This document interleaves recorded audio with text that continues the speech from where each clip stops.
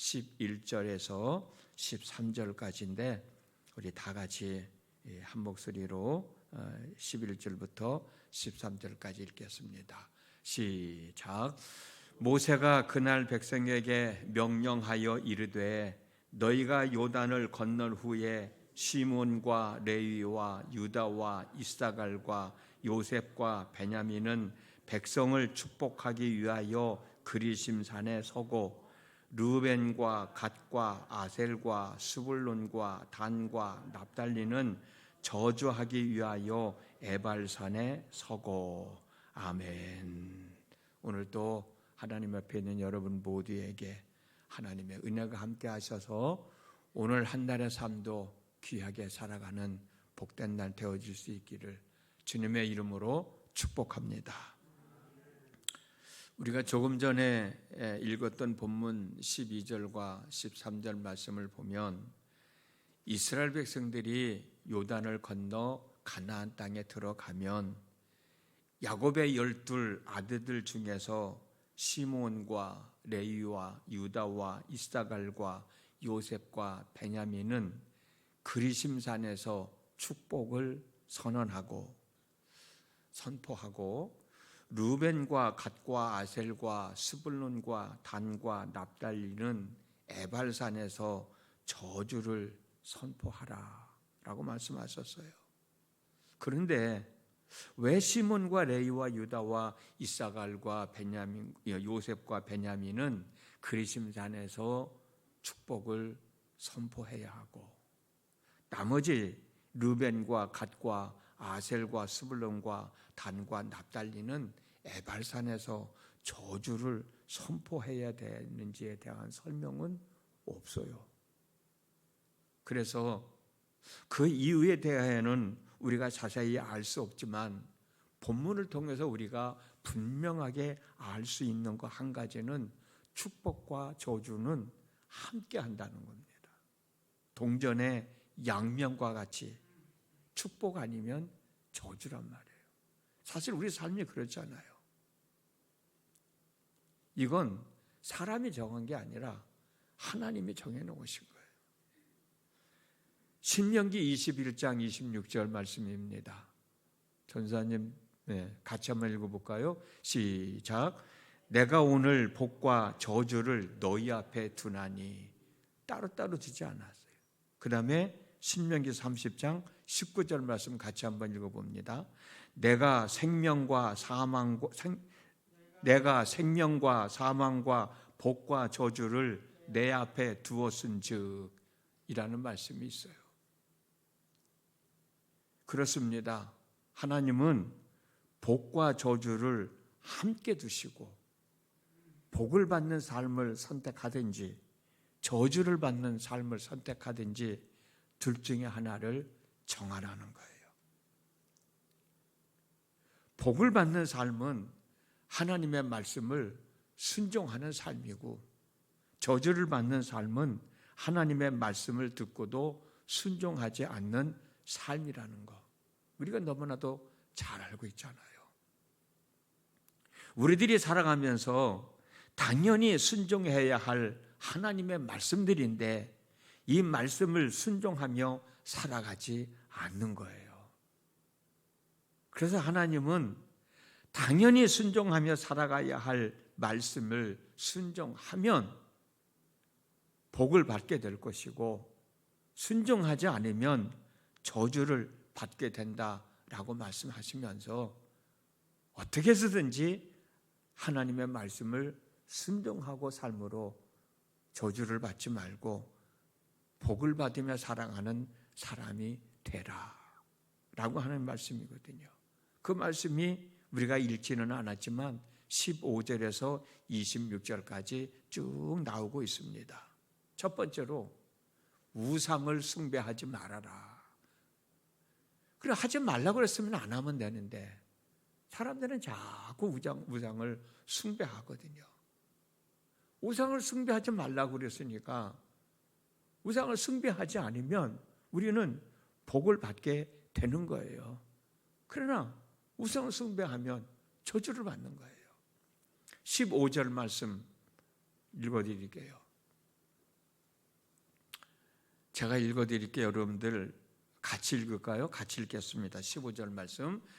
장색의 손으로 조각하였거나 부어 만든 우상은 여호와께 가증한 것이니 그것을 만들어 은밀히 세우는 자는 저주를 받을 것이라 할 것이요 모든 백성은 응답하여 말하되 아멘 할지니라. 아멘이라고 하는 뜻은 우리가 그렇게 하겠습니다. 우리가 우상을 숭배하지 않겠습니다 라고 대답을 하라는 의미예요. 계속 그렇게 나옵니다. 우상을 숭배하지 말라고 말씀하셨으니 우리가 우상을 숭배하지 않고 하나님이 주신 복을 받으며 살아가겠습니다 라고 아멘으로 우리가 화답을 하라는 거예요. 두 번째로는 부모에게 효를 다하라는 거예요. 부모에게 효도하라는 거예요. 그래서 우리가 살아가면서 부모님에게 효도를 하면 복을 받고 효도를 하지 않으면 저주를 받는 거예요. 이건 하나님의 약속입니다. 16절 말씀입니다. 같이 읽을까요? 시작. 그의 부모를 경홀히 여기는 자는 저주를 받을 것이라 할 것이요 모든 백성은 아멘 할지니라. 세 번째로는 도덕질을 하지 말라는 거예요.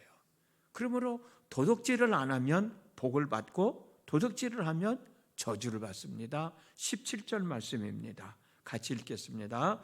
그의 이웃의 경계표를 옮기는 자는 저주를 받을 것이라 할 것이요 모든 백성은 아멘 할지니라. 우리가 그렇게 하지 않겠습니다 라고 대답하라는 거예요.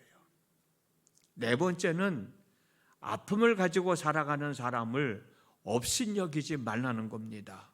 그러므로 우리는 나보다 못한 사람, 나보다 연약한 사람을 업신여기기 십상인데 그들을 업신여기지 말고 오히려 그들을 위로해주고 격려해주고 축복해주고 도와주면 복을 받게 되는 거예요.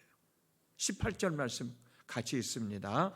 맹인에게 길을 잃게 하는 자는 저주를 받을 것이라 할 것이요 모든 백성은 아멘 할지니라. 앞을 보지 못해서 힘들고 어렵게 살아가는데 그 사람을 길을 잃게 한다고 하면 저주받을 수밖에 없는 거지. 다섯 번째로는 나그네와 과부와 고아들을 학대하지 말라는 거예요. 그러므로 그들을 학대하지 않고 아까 말씀드린 것처럼 그들이 살아갈 수 있는 힘과 용기를 북돋아주고 때로는 도와주기도 하고 그러면 복 받는 거예요. 그런데 사람들은 그렇지 않잖아요. 대부분의 많은 사람들은 나보다 못한 사람을 무시하고 업신여길 때가 많지 않습니까? 19절 말씀 같이 있습니다. 객이나 고아나 과부의 송사를 억울하게 하는 자는 저주를 받을 것이라 할 것이요 모든 백성은 아멘 할지니라. 여섯 번째는 추잡스러운 성행위를 하지 말라는 거예요. 부부가 살아가면서 이 일을 하지 않을 수는 없는데 추잡스럽게 하지 말라는 거예요.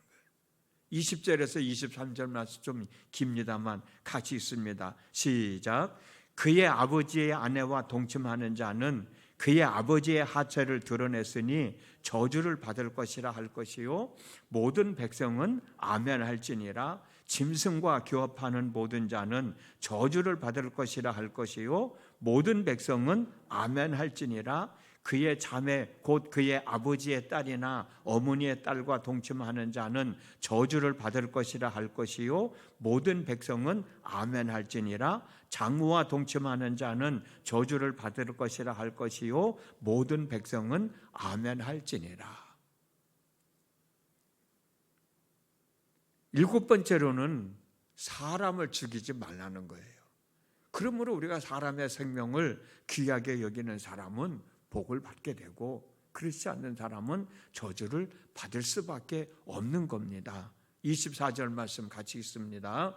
그의 이웃을 암살하는 자는 저주를 받을 것이라 할 것이요 모든 백성은 아멘 할지니라. 여덟 번째로는 뇌물을 주고받지 말라는 겁니다. 그러므로 우리는 삶 속에서 뇌물을 주고받지 않으면 되는데 뇌물을 주고받을 때가 많잖아요. 그 뇌물을 주고받는 게 뭐예요? 나의 이익을 위해서 누군가에게 해를 끼치게 되는 거예요. 나의 이익을 위해서. 25절 말씀입니다. 같이 읽습니다.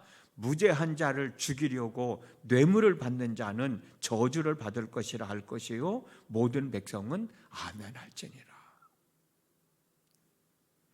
하라는 말씀은 해야 되고 하지 말라는 말씀은 하지 말아야 되는데, 하라는 말씀은 하지 않고 하지 말라는 말씀을 행하게 되면 우리는 하나님의 뜻에 부합되는 삶을 살게 되잖아요.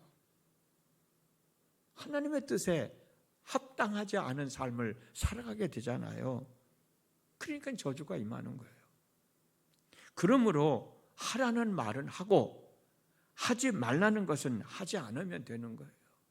이게 쉽지가 않죠.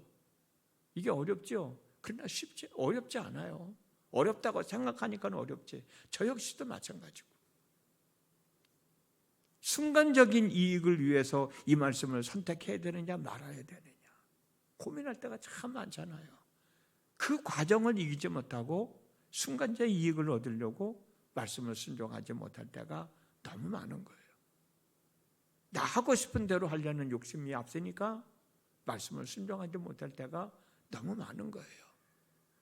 이제 다음 주에 우리가 말씀을 나눌 겁니다만은 하나님의 말씀, 하나님께서 하신 말씀이에요. 이 모든 말씀은 너희들이 순종하기 어려운 게 아니라는 거예요. 다 할 수 있다는 거예요. 사실이 그렇지 않습니까? 할 수 있는 일을 하라고 그러지 할 수 없는 일을 하라고 하는 하나님은 아니잖아요.